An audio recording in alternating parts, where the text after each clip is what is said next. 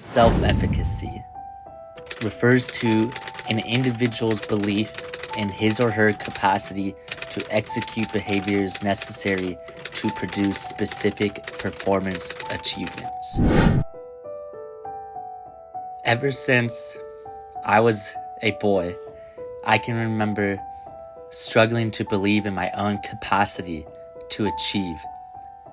I was criticized, shamed, blamed, and intimidated by my narcissistic father and his modes of behavior that I inevitably mirrored as a child.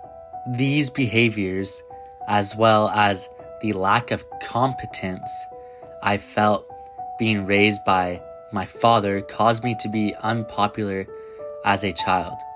This lack of competence and confidence seeped through to my interactions with people, and especially girls. It seeped through to any ambition or desire of mine to complete challenges that required effort. Over time, I preferred the lackadaisical approach because it was easier to do this than to confront the fear of pushing myself. This same behavior was something that I carried into young adulthood, when there inevitably became a time where I could no longer run away from the darkness that lurks within me.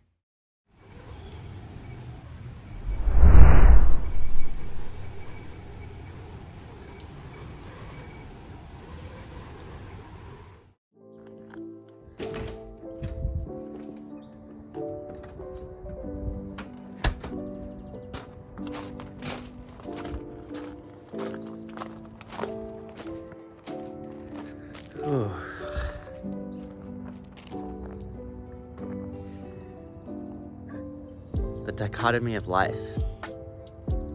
Life has its inherent ups and downs. And for a long time, I've been really fascinated with the contrast specifically of the summer and the winter, but also the light and the dark. There's many things in this world that represent those contrasts. But in order to find the light, in order to enjoy it fully and its warmth that it provides, you must confront the darkness. The sun must set in order for it to rise. But there's also days where it's dark and the sun doesn't come out. It's stormy and unforgiving. That's the natural way of life. The death,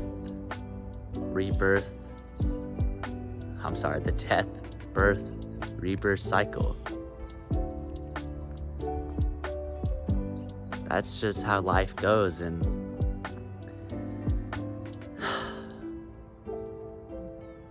we have trouble embracing that a lot as human beings, because sometimes life can get scary and dark, but the only way out is not by running away from it, by sitting there in it and being present with it.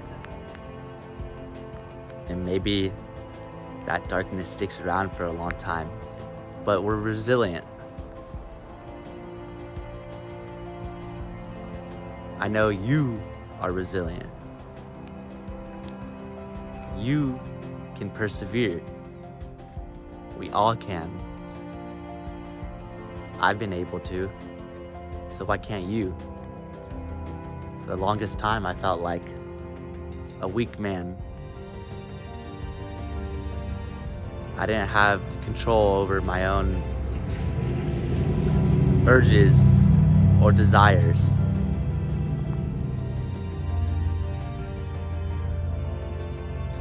I didn't have control over all the thoughts that went on in my head that tormented me, and my self-esteem, my self-worth. all the attachments I've had, and I'm still overcoming.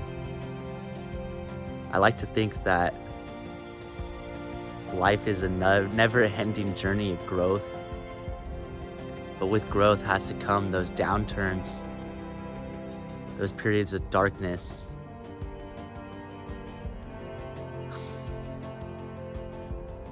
It's really hard to accept that suffering is inevitable. And I think the winter time is that time of year where it's the natural representation of the darkness, that downtime, the death. But as you feel the days getting longer and warmer, the sunshine is out, you know spring is on the horizon. But winter can be unforgiving, and it'll still fight till the very end, it seems, to make itself known until the light perseveres. And then it's spring and summer, and the darkness is no longer.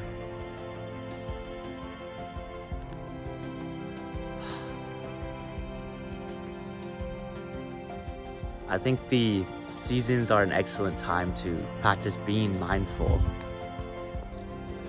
being aware, practicing self-awareness, looking within. And right now I'm blessed with a beautiful January morning, but it's not always like this. Last night it was raining, dark, but I enjoyed it. You have to learn to enjoy it. Because if you're not putting in the work now, what makes you think things are going to magically get better as the days get longer?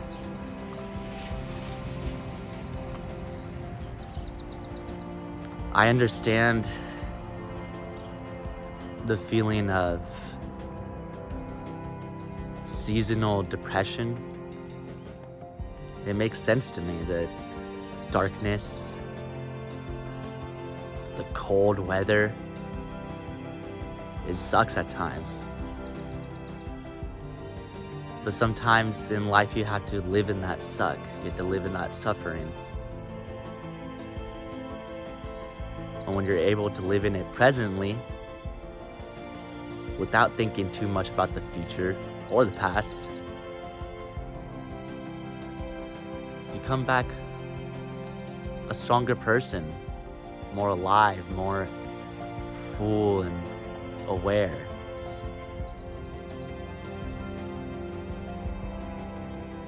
I love the winter.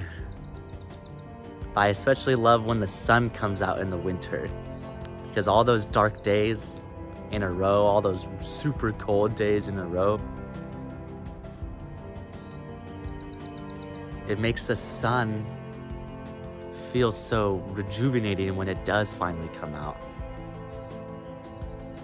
And I feel so grateful for the sun. I feel so grateful for being able to be alive.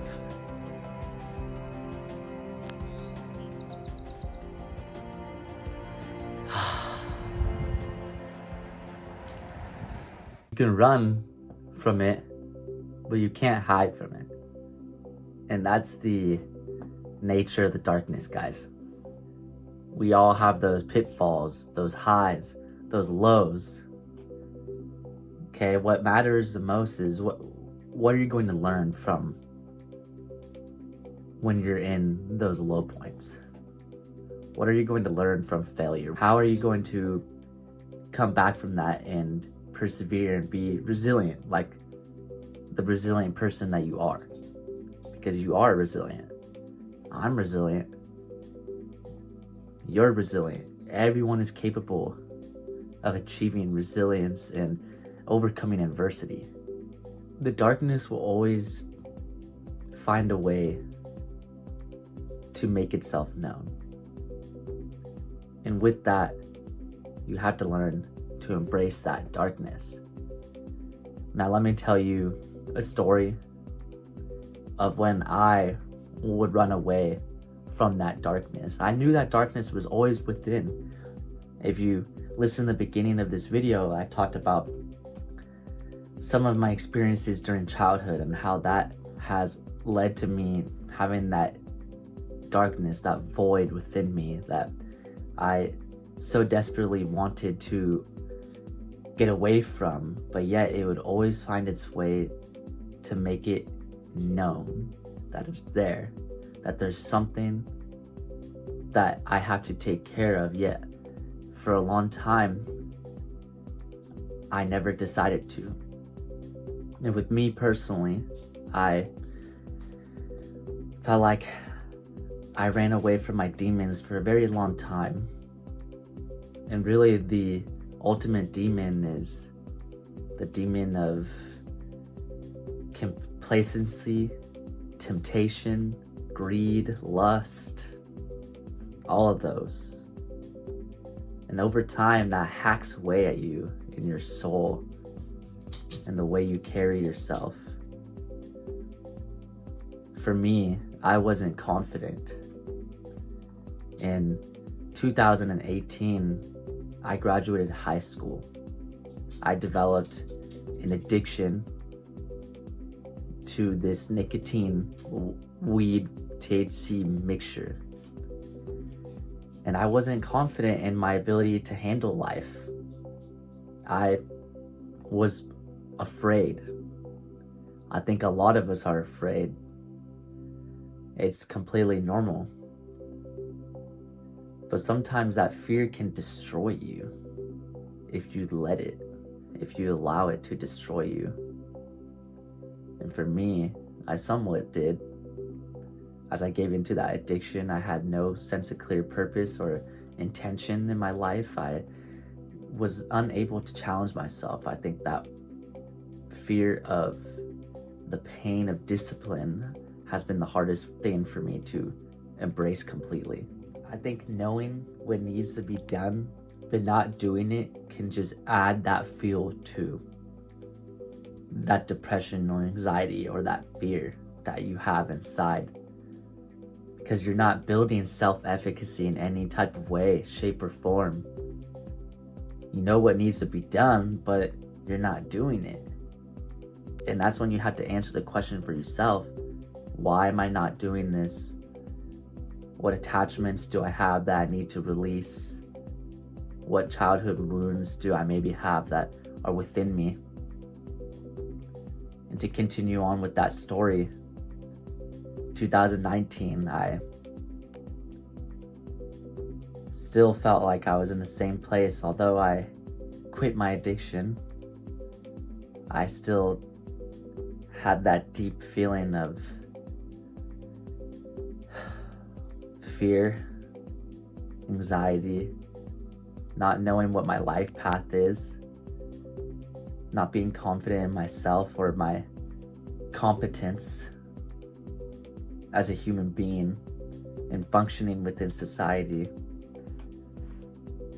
There's a lot of heavy things that come with all those feelings. And yet those feelings stayed within me for a long time, and I still never found a way to address them. It was much easier for me to live in the comfort of not trying, not putting in that full effort that's required of living your life and going through those challenges and those voluntary experiences of discomfort in order to achieve self-actualization. Section 3, Voluntary Exposure. Now, when it comes to finding that light within the darkness, there are ways to be able to be more tolerant of that darkness that is inherent within life and the experience of living. And that darkness, as you come to imagine from the main points of this video, it's not going away. There's no hiding from it. But there are ways to help yourself manage it when it does come, when shit does hit the fan. There are ways to manage it. And here's my insight. For me personally, the largest amount of personal growth I have gone through has been this last 7 or 8 months of my life, with really trying to face within all the childhood wounds I have and how that related to my lack of confidence, my lack of self-worth, self-efficacy, self-esteem, all of the above, how that related to my compulsive sexual habits, how I was unable to let go of weed or masturbating or all those because it was all an escape, over fantasizing, excessive fantasies of living a life that's alternative to mine, but also sexual fantasies that I had to overcome, attachments to those aspects, those visceral aspects of what I had been doing since I was an adolescent. I had to let go of all those things. And within this period of transformation, I have also had to voluntarily expose myself to uncomfortable things, because we all have that voice in our head, and maybe I guess there are people that don't have those conversations in their head, but we all have something in our head that is like a negative self-talk that maybe wants us to be more comfortable than we actually want to, and it could cause self-limiting beliefs, and it could cause those self-defeating, self-sabotaging forms of behavior that I have definitely dealt with, and time to time I still feel that temptation to go down this road of trying to avoid the discomfort of life and all the challenges that come with it. And to get back on track here, I've been trying to expose myself to physical discomfort as a means of building that mental toughness and that tolerance to be able to handle the challenges of life. It all is interconnected, everything, physically, mentally, spiritually, intellectually, sexually, everything is interconnected. There's not one domain that's just separate from all the others. All of them work as a whole function. Okay, that's the main idea or principle behind holistic health, is everything works together to function as a whole. We're this whole person. There's many facets of health and wellness that go into that. So for me, physically, pushing myself helps me to quiet that inner voice in my head. Pushing myself physically. And I know there's room for growth in other areas, but that aspect has helped me develop the confidence in other areas in my life to push myself. And I'm not perfect. Nobody's perfect, and there's gonna be times where maybe you skip a workout or you decide to take rest, and maybe that's you listening to your body, which is perfectly okay. But for me, I like to push myself through fitness, and I also have been regularly taking cold showers. And with this cold season that has started since around November time, those cold showers aren't easy by any means. Going to the gym 4 or 5 days a week isn't easy by any means. Going on runs 2 or 3 times a week isn't easy by any means. And there's a large majority of the time where I don't want to do that at all. But the point is to voluntarily expose yourself to those type of things so that you're more equipped to handle the discomforts that come in life that are out of your control. You feel more confident in regulating yourself as a person and your emotions, and you build that strength and that character. You feel more courage and bravery to take action despite adversity. And that's the human experience. That's the hero's journey. A large theme to this channel is masculinity, and although masculinity isn't a word that Will and I necessarily throw around all that often, we have largely been talking about our experience subjectively as young men coming from childhood and trying to really embrace that idea and that feeling and experience of manhood and masculinity and what that means to us personally. And with masculinity, I think masculinity is really focused on the presence of a mission and drive towards ambition and achieving the greatest possible state of self-actualization through that mission. I think femininity is more associated with love and intimacy, but we all possess those masculine and feminine characteristics, whether you're a man or woman, whether you're heterosexual or homosexual or anything in between. We all possess those characteristics, and there's obviously some of us are more masculine, some of us are more feminine, and there's nothing wrong with that. But that's the basis of this channel, is developing into a man. And for me, I've known that in order to develop into a man or really embrace my own masculinity, I have to have some type of purpose or ambition and desire to seek fulfillment through a mission. And I think a long time that was lacking because I never took directed action towards anything, because it was difficult for me. I found life to be cringy. I found life to be too hard to put full effort into, to actually try to succeed. I just thought, I'm not made for this, And that's all those type of thoughts, self-defeating and self-limiting thoughts, that would go into why I decided to never take action and why I felt like I was a weak man. But through consistent efforts, I'm telling you now that it's possible to change. You just have to start small and show up every day.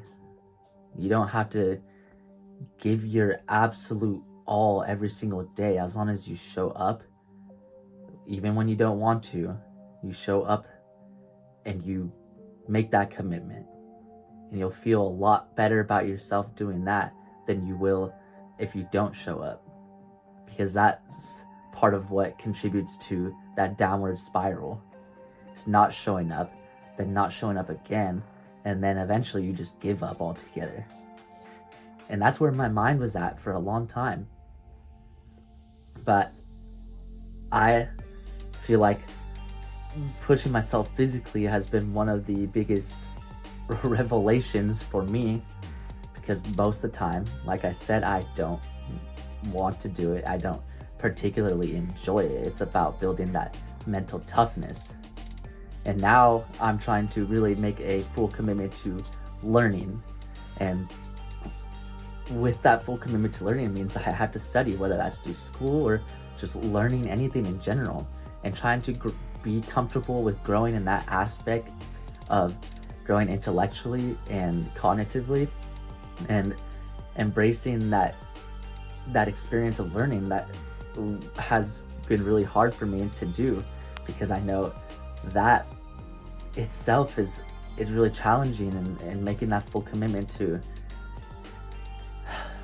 sitting down for long periods of time and reading articles or reading books and doing things that I know would aid me in the long run, but would be really difficult to do. And there's definitely a reason why people drop out of college. It's because the studying is hard, and it takes many hours to really get a grasp and become very knowledgeable in a certain subject area Building your career is another example, is building your career, and whatever career interests you may have. It takes a lot of practice and skill that maybe you didn't necessarily have going into it. But all that practice, all that time and energy goes into building that skill and becoming advanced. And that's the point of developing yourself and exposing yourself to those type of things, because yes, it's uncomfortable, but in the long run, that's what creates the most transformation. Anyways, those are my 2 cents on finding the light within the darkness. And a big theme here is discipline. Discipline will ultimately grant you more freedom in the long run. It will help you feel more proud of yourself in the long run, and be able to embrace the light in the journey more than if you're not taking directed action. And just for some final food for thought, just think to yourself, what are you doing in your life right now that you feel most confident in changing? Whether that's a specific behavior that you don't necessarily like about yourself, or a specific habit or action that you want to try to change. And just think, what are you most confident about changing in your life? And start with that, okay? It doesn't have to be anything super grand. Start with that, start small, take those steps forward. We're all in this journey together. Thank you for watching. I appreciate you. Please leave a like, comment, and subscribe. Alex from Shadow Ascent, signing out.